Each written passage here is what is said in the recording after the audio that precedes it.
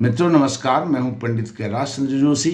यदि आप अपनी जन्म पत्रिका का विश्लेषण प्रिडिक्शन कराना चाहते हैं, कुंडली मिलान कराना चाहते हैं, एक्स्ट्रा मैरिटल अफेयर्स का समाधान चाहते हैं, भवन निर्माण, शिलान्यास, भूमि पूजन का मुहूर्त जानना चाहते हैं, विवाह, जनेऊ, यज्ञोपवीत, मुंडन आदि का मुहूर्त जानना चाहते हैं और हमारे द्वारा ज्योतिष सीखना चाहते हैं तो वीडियो पर चल रहे नंबर पर आप संपर्क कर सकते हैं। नीलांजन समाभासम सूर्यपुत्रम नमाग्रजम छाया मार्तंड संभूतम तम नमामि शनीश्वरम। मित्रों नमस्कार, मैं हूं पंडित कैलाश जोशी और आप देख रहे हैं मेरा यूट्यूब चैनल संस्कृति से। मित्रों आज मैं लेकर के आया हूं कन्या राशि के जातकों के लिए शनि महाराज का सदविशा नक्षत्र में गोचर करते हुए बकरी गति में आना। अच्छा, शनि महाराज सदविशा नक्षत्र से पहले गोचर कर चुके हैं अपनी सीधी चाल से, अब उल्टी चाल से फिर वहीं आ रहे हैं जहां से गए थे। इसका मतलब क्या होता है वह आपको समझाने की कोशिश करूंगा। सदविशा का अर्थ होता है सत, 100, विष वैद्य, डॉक्टर, चिकित्सक, वेल विशर, आपके शुभ चिंतक, नियर एंड डियर, यह सब सदविशा का कारक है। इसलिए लिखा है आने वाले 85 दिन 3 अक्टूबर 2024 से 27 दिसंबर 2024 तक शनि महाराज सदविशा नक्षत्र में रहने वाले हैं। पहले वो बकरी चल रहे हैं और इसी में वो 15 नवंबर को मार्गी होकर के फिर 27 दिसंबर को वह सदविशा नक्षत्र को छोड़ देंगे। तो यह 85 दिन का जो गोचर है शनि का, उल्टी चाल फिर इसी में सीधी चाल, इसके क्या शुभ परिणाम अशुभ परिणाम होने वाले हैं आपके लिए वह आपको बताता हूं। मुसीबतों से छुटकारा, राहतों की बरसात, 100 स्टार और 100 सितारे। इसका मतलब यह है अब शनि महाराज बकरी होकर के आए हैं तो अर्थात यह अपने कुछ अधूरे कार्य करने के लिए आए हैं। न्याय के देवता हैं, समाधान करने वाले हैं और यह बहुत आपके लिए लाभदायक हैं। शनि कन्या राशि के लिए पंचमेश हैं, पंचमेश होकर के छठे भाव में विराजमान हैं, षष्ठम भाव में, और षष्ठम भाव के भी स्वामी हैं। तो छठे भाव के शनि बहुत अच्छे कहे गए हैं और बकरी हैं तो और अच्छे हो जाते हैं। बकरी की स्थिति में वो 5वें भाव का भी फल आपको देने के लिए बाध्य हैं, उनकी बाध्यता है। और अब इसके पहले क्या परिणाम है उन पर बात करता हूं, फिर आपको इसकी जो रेमेडी है, उपाय हैं वो भी बताऊंगा। शनि के इस प्रकार से सदविशा नक्षत्र में आने से घरेलू जो मामले हैं, घरेलू मामलों में, डोमेस्टिक मामलों में कुछ कहासुनी हो सकती है और कहासुनी के कारण कुछ कष्ट हो सकता है, अलगाव हो सकता है, मनमुटाव हो सकता है और एक दूसरे की बात सुनना कोई पसंद नहीं करेगा। डोमेस्टिक लाइफ में, घर परिवार में, चाहे वो पति पत्नी हो, माता पिता हो, संतान या माता पिता हो, इस तरह से अपने माता पिता के स्वास्थ्य का भी ध्यान रखना है। और इसका रेमेडीज मैं बताऊंगा जो कहासुनी हो रही है, लेकिन अपने माता पिता के स्वास्थ्य का भी ध्यान रखना है। और सेल्फ मेडिटेशन से काम नहीं चलेगा, अच्छे डॉक्टर की सलाह लेनी पड़ेगी, एडवाइस लेनी पड़ेगी। इसके बाद वो उपचार हो जाएगा, रिजल्ट अच्छा आएगा, स्वास्थ्य ठीक हो जाएगा। यदि आपने अच्छे लोगों की सलाह ली, अच्छे लोगों की संगत में रहे तो आपके शुभ परिणाम आपको मिलने वाले हैं। और जैसे मैंने कहा, स्वयं डॉक्टर बनने की कोशिश ना करें, डॉक्टर को दिखाएं, जो प्रोफेशनल डॉक्टर है उसको दिखाएं। किन्हें? अपने माता पिताजी को। और साथ में अच्छे लोगों की सलाह, छोटी मोटी यात्राएं हो सकती हैं, छोटी मोटी भाग दौड़ हो सकती है और साथ में कारोबार के लिए छोटा मोटा निवेश आप कर सकते हैं।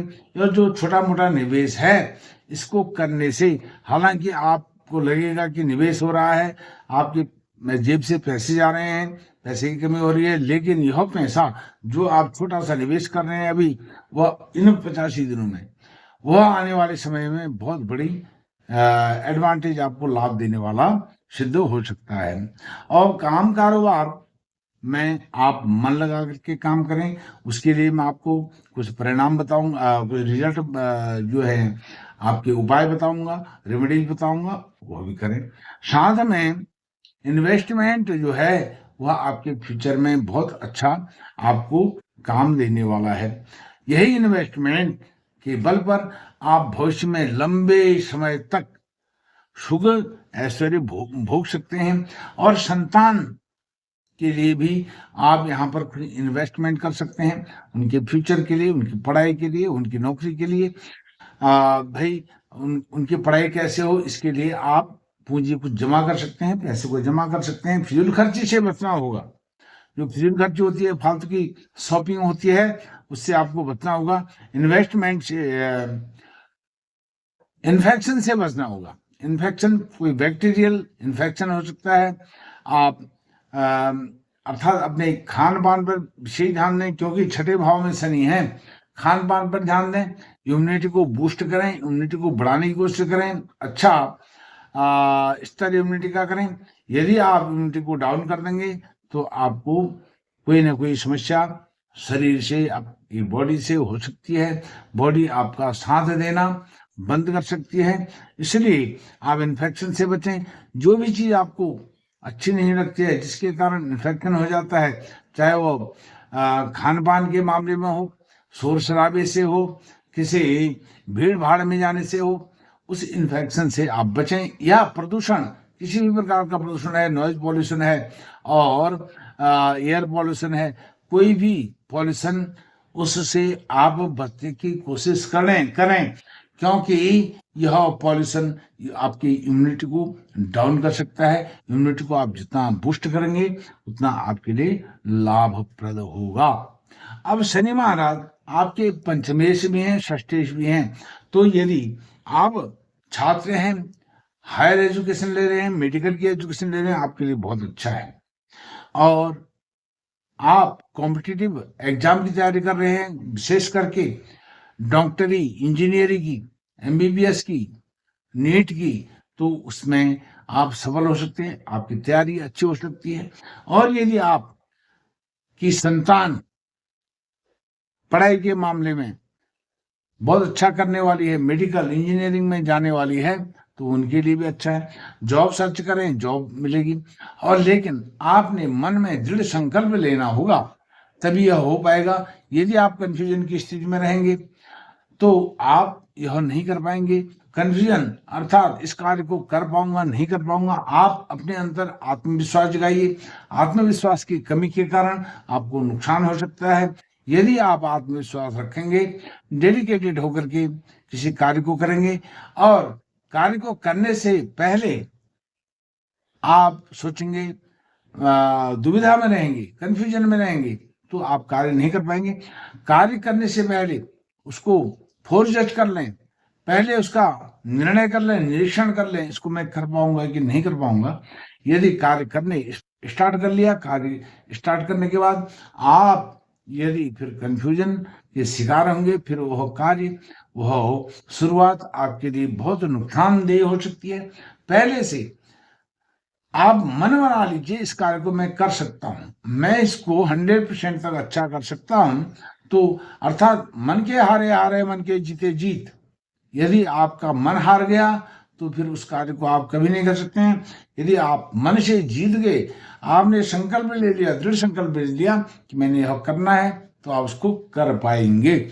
और अब इसमें आपने अपने जो लाइफ स्टाइल है, आपका ऑरा है, आपकी प्रतिभा है, आपकी निष्ठा है, आपका जो एक निष्ठावान चरित्र है, उसको बनाए रखने के लिए आपने क्या करना है? ध्यान, योग, प्राणायाम, इसमें समय व्यतीत करना है।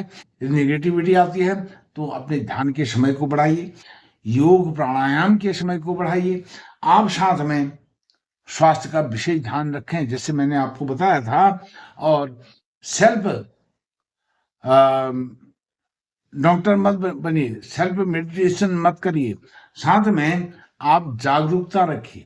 जागरूकता अपने लिए भी, समाज के लिए भी, जो भी आपके इर्द गिर्द पास पड़ोस में जो भी घटनाक्रम हो रहा है उसके लिए आप जागरूक रहिए। विष्णु सहस्त्रनाम का पाठ करिए, क्योंकि जो शतभिषा नक्षत्र के देवता हैं वह वरुण भगवान हैं। भगवान वरुण की प्रसन्नता के लिए आप विष्णु सहस्त्रनाम का पाठ करें। और राहु देव का यह नक्षत्र है, राहु देव की प्रसन्नता के लिए आप हनुमान चालीसा का पाठ करें। हनुमान चालीसा के पाठ करने से शनि संतुष्ट हो जाते हैं। जब शनि संतुष्ट हो गई तो राहु भी संतुष्ट हो जाते हैं, क्योंकि शनि राहु के शिक्षक हैं, गुरु हैं, और शनि चेले हैं, शिष्य हैं।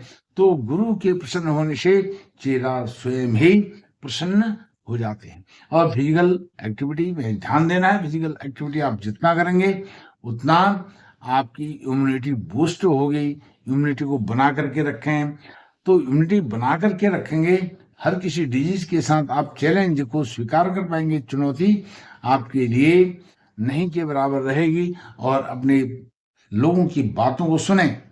जो कहा सुनी है वो कहा सुनी बिल्कुल नहीं होगी। उनके साथ समय व्यतीत करिए और अपने घर परिवार में आनंद पूर्वक रहिए।